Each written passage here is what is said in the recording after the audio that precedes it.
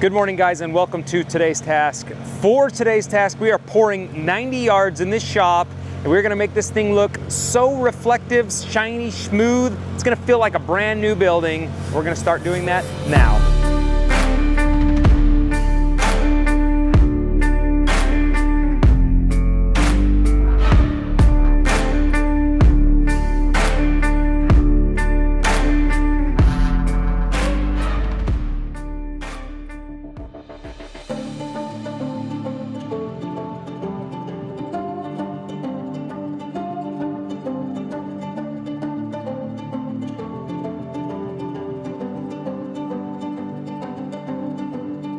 It is exactly 2 o'clock in the morning, and we have been going at this for about 45 minutes already. We have got everything prepped and ready for 90 yards of concrete coming into this shop. This radiant that we laid down almost 2 months ago is now ready to be poured and covered and never seen again. We are working with probably one of my favorite crews I've worked with so far.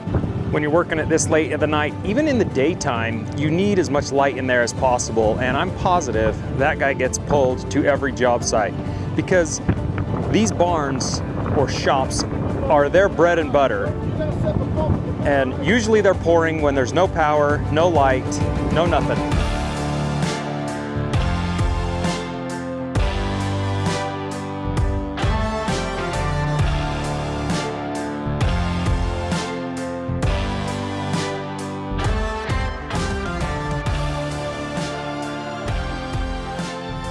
The way this is gonna work, they're gonna pour it so fast that by the time the kids are going to school, this thing will be probably finished, at least starting to sweat it.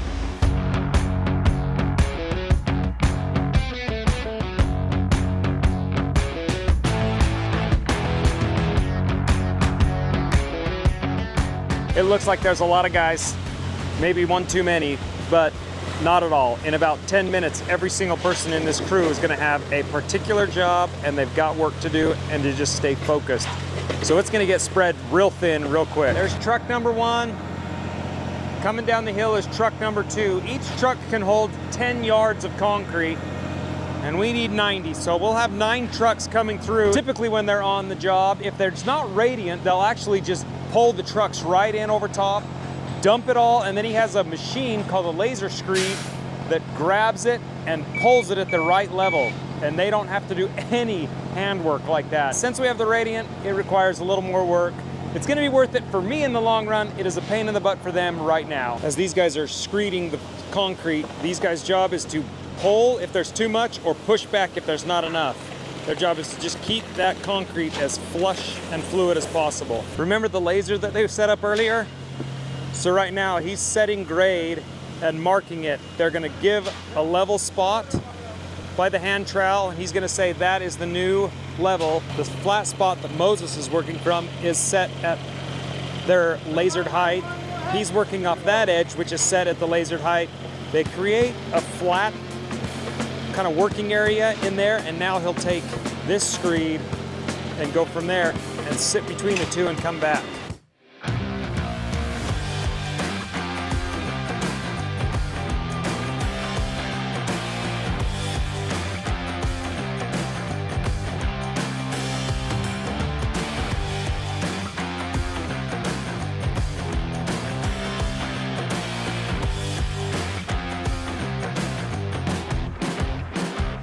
Everything's been dumped that can be dumped down that far bay. He's gonna back the truck out now and start pumping from the middle bay, and he'll get probably 90% of everything to that corner and to here. The remainder of the area, we will actually move the spotlights, and the trucks will pull in with their chutes on, and then we'll pour that. First bay has been screeded. It's even been bow floated, so now this can just sit while we keep laying this.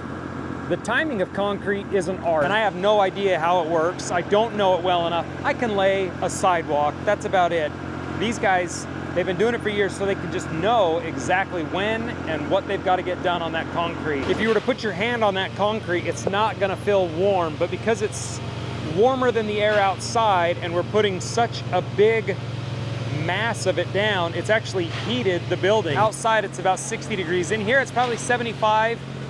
It's a little warmer in here. You can totally feel a difference.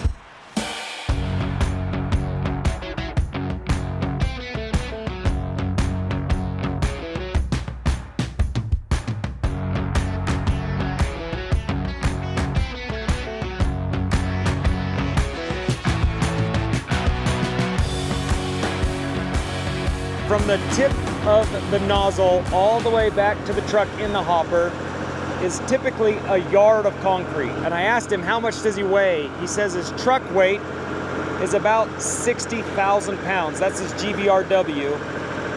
But the boom from this, they call it a turret, where it rotates all the way around. From the turret all the way to the end with concrete is 32,000 pounds suspended in the air.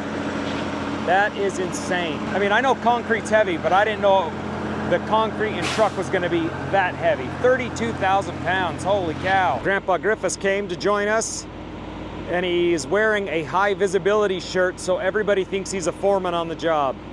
The sunlight has finally broken. The light still needs to be on inside the shop so they've got full light. And it's been about an hour since we finished getting the concrete down and screeded and then bow floated, and now they're gonna start creaming it up. So now they can start working around the perimeter, start running this trowel, and each trowel that they run on there has different blades on it for different purposes. This one is gonna bring the cream to the surface so that it can trowel smooth, and they'll keep working their way through it. There's their test.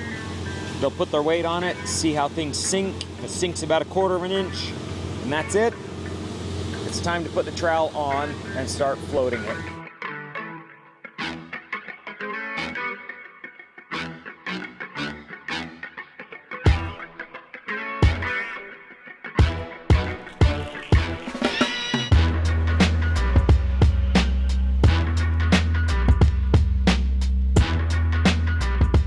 So Moe keeps checking the concrete as it gets further and further this way if it's ready to set up.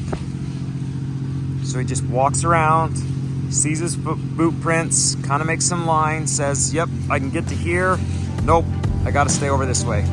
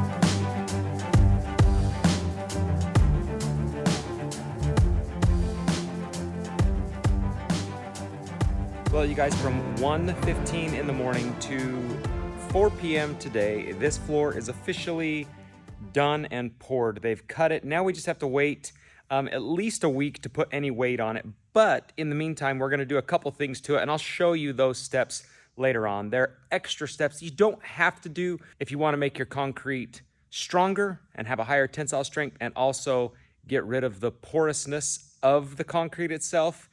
You're going to want to do these next steps. You don't have to. It's optional. Right now, this is a burned-in finish, and it is fantastic, smooth, hard, feels good. It's going to be great, but we're going to improve it and make it just last that much better. So if you guys like today's video, give it a thumbs up. If you're new to the channel, subscribe. And until next time, we'll see you guys later. Oh boy.